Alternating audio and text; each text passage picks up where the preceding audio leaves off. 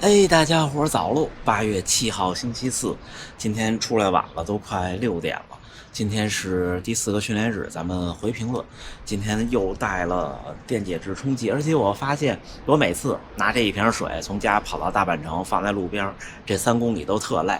但是如果我不用这个搁冰块的话，也不用凉水的话，其实我到大阪城再接水就好了。所以拿了一个空瓶子，我这么长时间从来没有想到，今天发现了一个了不得的事情。看怎么样？这件衣服现在昨天又补了号码，但是XS 和 XL 是肯定不会再有了。就这衣服本身，普通款好像也卖空了，差不多可能只能这样。我这个是 XS，我大阪马拉松时候穿的那件就是浅蓝色、水蓝色那件是 S， 差不多就这样。现在中间3个码还都有。今天跑10个2分钟快1分钟嘛，今天是一个不是最高强度，比那30个1分钟快慢要低一点的法特莱克。我一般就习惯昨天这种强度之后，今天跑一个变速跑。主要的原因不是因为这个跑能给我带来什么，而是因为今天累了。今天累了，大多数时候而且是心理疲劳，所以跑这种的手表推着你跑，你就觉得时间过得快点，距离走的也快点。那行吧，走，咱们大阪城。到大阪城准备接水，给没看过这件背心的小伙伴们看看后边。它这个字和这个字的印刷是不一样的，这个字是油墨印的，然后这个是烫印的。先接水。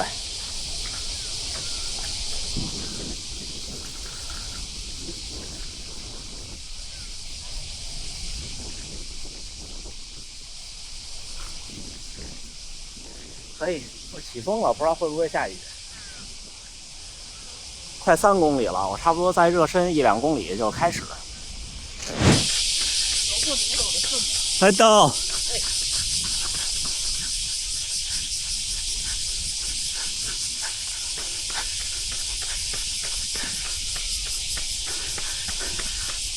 另外，为什么今天练法特莱克，其实也是跑团的小伙伴们的启发。他们也是，就刚才几位先生，藤冈先生、平田先生，另外一位我其实还不知道姓什么。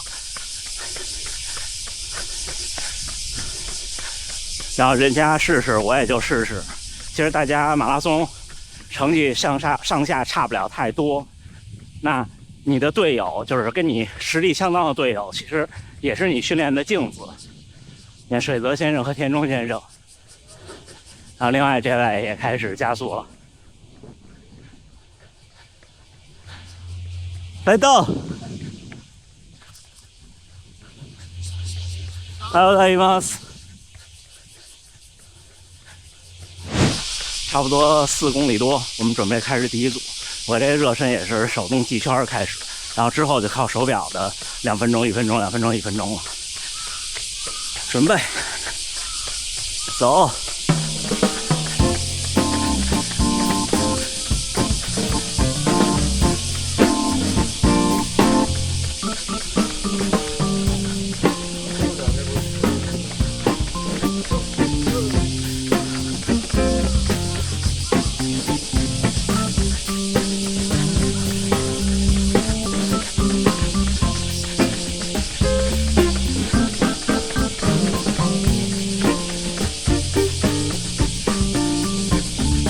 这个2分钟我比较期待，也许最快能跑到3分40以内。第一组稍微的慢热一下。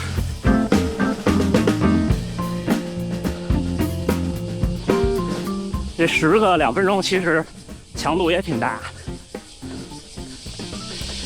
因为对我这个配速来说，差不多就是500米以上了，就等于10个500。而且间隔那1分钟是不休息的，是慢跑。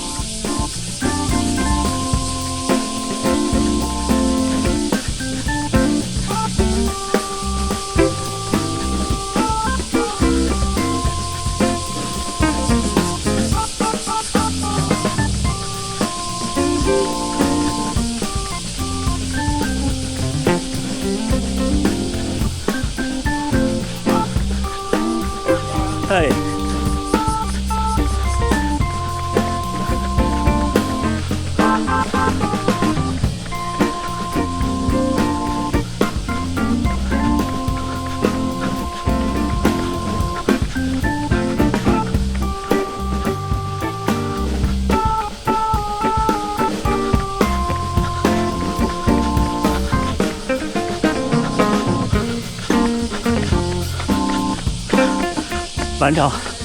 完成第一个，喝水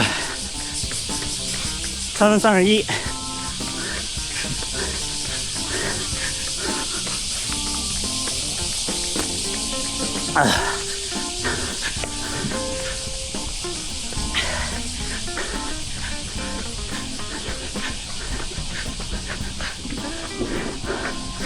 中间1分钟过得会特别快。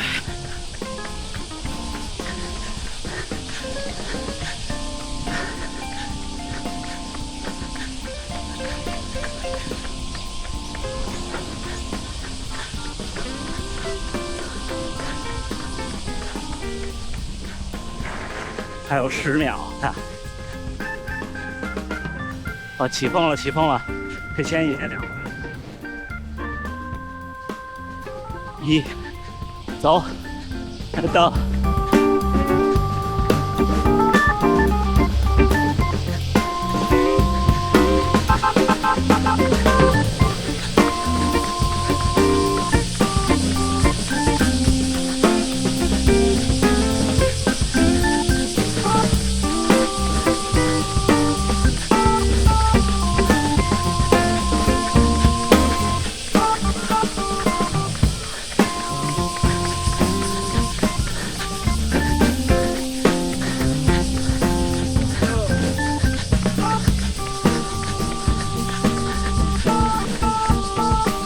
第2个完成，3分29。刚才倒数第2个好像是3分31，今天有点风。现在我这方向就是侧风，斜侧风。还有8秒。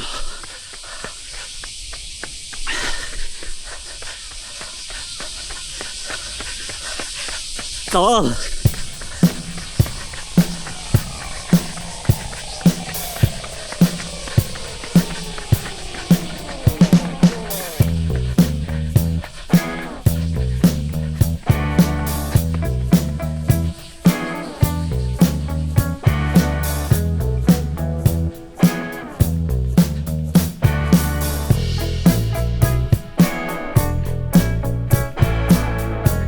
逆风了，看。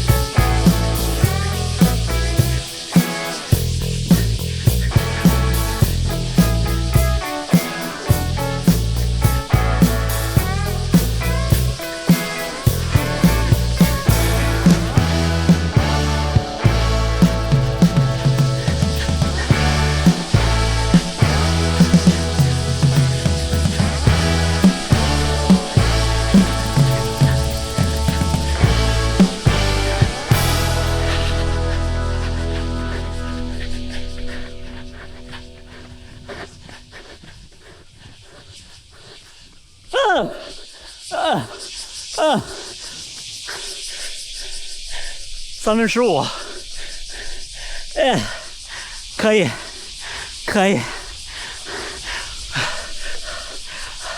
我这个训练界面只有配速和倒计时，看不到心率，我不知道，我看一下，现在176，那刚才180以上，我只要一停，心率掉得特别快。哎，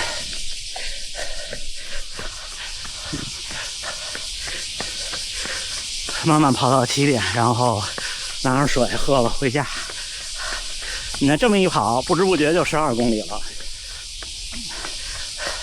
要不然今天就算轻松跑，混时间混距离，12公里觉得可难了，时间特长。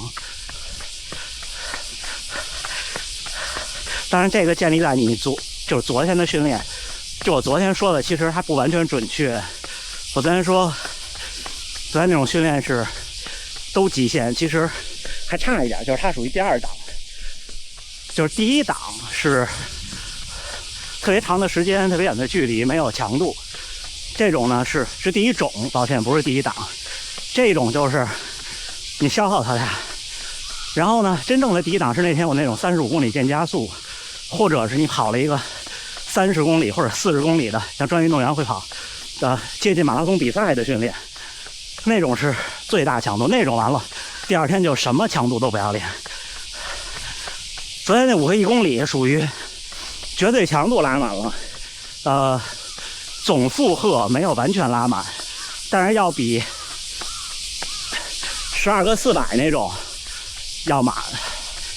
你看今天我这10个应该是10个500多，而且我中间还是不休息，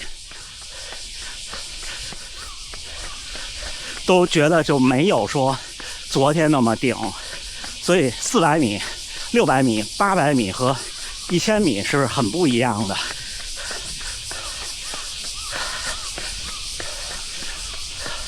咱们开始回评论。有位小伙伴问说，我总说普通人破3是通过训练，就是成年男性是就通过自己练基本上都能达到，它不是个门槛。但是为什么我说250、240就是大门槛？我是这么理解这个事情，就是4分15的速度是在很多正常男性、成年男性，不管是青年还是壮年，在他们的速度门槛之下的。就大部分人冲刺跑个400米或者跑个1000米，应该都比这个快，就稍微练一练。他不需要专门去拔高速度上限。所以呢，你只要跑，就我说你300多公里1个月跑个1-2年，你把耐力解决，有氧基础变好，肌肉耐力变好，就破了。但是2小时50，对很多人就是个坎儿了。就他差不多正式比赛，你要跑到3分58，近4分的配速，并不是说冲刺达不到，而是说，你的天花板，大部分人不训练速度的话，天花板离4分差不多了，可能3分50，那你再练耐力，基本上你也只能是，就怎么说呢？你的马拉松跑3分58的话，也会很接近你的速度极限。就是越接近速度极限，它是个对数函数的曲线，它会越来越就长得越来越快，你的负荷。所以想破250就要练速度，但是速度这个事情，如果没有从小练过的基础，就成年以后再练是不好练的。刚才我发现大学先生，我跟他说，我说今天这课表是我们2个第一次见面的时候我跑的，那个时候我印象中可能跑不进3分30，就我这2年把600米啊，没有600米，500多米的平均配速提升了几秒，个位数，可能也就是5秒左右。而1000米的也差不多，就是也不能光看你的绝对速度，就我冲刺100米的速度，还要看你差不多能坚持下来的距离的速度。比方说3公里或者5公里，你看我2023年2月刚来这儿的时候，那时候我的5公里差不多是18分多一点点，18分0几可能。没有认真测过，现在呢是16分44，差不多这提升算是挺大的了。但是你们看我是怎么练速度的，大部分人其实没有这个毅力，大部分人其实就是跑一跑。但是如果你只是每天跑一跑凑距离，你到成年开始跑步，你每个月跑400、250也有难度，真心话。然后另外一位学生5公里19分44，半马1小时41，问我他有好几双不同品牌的顶碳，问我现在是不是可以穿。说现在小朋友家庭生活太幸福了，可以穿5公里减20就很棒了。然后又年轻就再年轻，比方你现在初中生或者高中生，尤其是小男孩，最好先穿，都不是说不要穿碳板，尽量都不穿厚底儿，就穿普通的薄底儿鞋。像您都差不多，您19岁，问题不大。咱们待会儿再聊，这蝉鸣太大了，声音。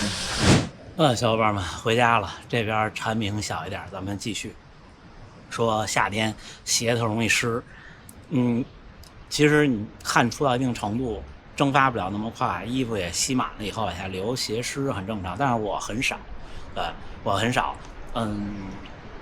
就你看我这样汗往下滴，谁这么练其实都这样。但是综合来看，我觉得就我的出汗程度，因为我可能瘦，再加上练的时间长了，出汗程度没有那么大。还有一个不成熟的观点，就是我发现，比方我们周6早训练，跑完10几公里，坐那儿待一会儿，跟那儿站着聊会儿天，鞋就湿了。就是你说白了，就是你可能跑快一点，身体前倾，然后你空气对流也多，你基本上就跟我们骑车似的，一停下来汗就呼就出来了。没办法，但是你什么时候什么地方太热了都这样。还有就是男同胞，如果你不穿背心儿跑步，那裤子跟袜子还有鞋更容易湿，因为你上面这个汗没有东西吸收，它就直接就流下去了。没事儿，心跳高就是像我说我比赛或者昨天那种训练，说普通人心率这么高是不是不好？其实什么事儿都不好，兄弟。对不对？你看你去健身房举铁，那过程是什么呢？是肌肉纤维轻微的破坏，然后它再重建再长大，那也不好。你那练多了，你马上去做血常规，好多东西指标你也不太对，感冒发烧也不好，什么都不好。说白了，你说咱这个五脏六腑这些零件，不管是你吸进去的气，还是你吃进去的饭，它都对这零件有损耗有磨损，没有什么事儿是绝对好的。像马拉松耐力训练这种训练，那就是你要么你的腿没劲儿了，你的心肺还行，那这个时候呢练腿；要么就是你的心肺没劲儿了，腿还行，这个时候拉心肺。你总是木桶效应，你总是在让你那短板不断的上升，那怎么上升呢？那得有刺激才能上升。那我天天坐在屋里，静息心率55，坐着，你指望我越做心肺越强大，那是不现实的。得看您要什么。对，如果你说我就是觉得我必须要养生，那就养呗，那每个人要的东西不一样，对不对？但是我个人认为，就我们普通人，就绝大多数普通人，我其实算是对自己比较狠的，也练不到那个程度，真心练不到那个破坏的程度。如果普通人这么练就不行了，那运动员早就不行了。那这些项目就像那些危险的体操动作一样，有的那早就被禁了，对不对？它肯定是在一个相对合理的范围，没有任何事儿是绝对安全的。说赛前有喝咖啡的小伙伴们，赛前可以试试戒断。我试着戒断过，其实有用，但是和换来的那个代价来比，我决定以后不戒断，就是我会把那个咖啡换成低咖啡因的。赛前差不多也就这样了，完全戒断我受不了。但是如果从来没试过的小伙伴们，可以试一试，就是人这一生就是不断的去花自己的时间去体验不一样的东西，对不对？然后另外一个小伙伴说的特别对，说有一位教练说400米跑不进90秒就不要练间歇。对，就是有好多不成文的小规则，就像我说的，比如你跑5-6个1000米，中间休息2分钟，你仍然这5-6个可能有点少，如果中间休息2分钟的话，那差不多就是7个到8个。如果你到最后完全顶不下来了，你就还不适合跑间歇。这位小伙伴说某位教练说的是90秒400米，确实也是400米90秒。如果都跑不到的话，男性啊，我觉得就完全没有跑间歇的必要，就还是得多跑。另外，小伙伴们都关心场地赛的鞋，就是不是说场地赛要求一定穿钉鞋，而是说这边的场地赛，就算我们那种就水平不那么高的场地赛，它也要求按照最新的国际田联对鞋的要求，对场地赛鞋的要求，就是好像是20毫米还是22毫米，好像是20毫米，就鞋底不能超过20毫米。那像那个阿迪的那个 Adidas 9也不行，好像 Nike 那个 Strike Fly 好像也超过了20，我不确定啊，有知道小伙伴可以弹幕指导我一下。就可能大部分路跑鞋都不行，就得是专门的薄底鞋，而专门的薄底鞋，那大黑先生买了一双 Asics 的专门的薄底鞋，其实就不如钉鞋，因为它也没有碳板，也没有那么多回弹，那钉鞋还提供更好的抓地。但是这两个其实我认为都不如路跑的顶级碳板。就是我如果穿，你好在大阪城跑那5公里，有2次180度就是直掉头的折返，我还不是非常极限的跑到16分44。场地赛穿钉鞋没有折返，就是场地，而且还有水平差不太多的选手可以一起跑前2公里。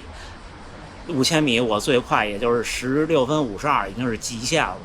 就是我要是在场地穿路跑的碳板，或者穿那种稍微就是不像钉鞋那么全靠自己的那种鞋，可能还能再快一点。钉鞋其实没有想象的那么厉害，钉鞋可能100米什么的短跑100米200、400可能挺好的，到1500我觉得有点力不从心，就是它几乎完全没有回弹，就是靠自己的力量去蹬身去缓冲，而且完全用不到，就是他用的肌肉的地方不一样。第一次跟会长在直播的时候连麦，他也说，你看他问我说，你做场地训练之后小腿是不是反应特别大？我说对，就是这样。你做完场地训练用完钉鞋以后，你要在场地训练用普通碳板鞋没有区别的，你试试用薄底鞋，用合规就是和那个国际田联规的场地那种薄底鞋试试，完了以后你这小腿不一定在场地，在公路也行，你第2天小腿巨疼，肯定是。像我那天疼了，第一次场地5000之后疼了3天。行吧，基本上你看准备了1个小天，准备的评论都回完了。今天第4个训练日，明天休息了。那最后还是祝大家能努力生活，健康平安。咱们下回再见。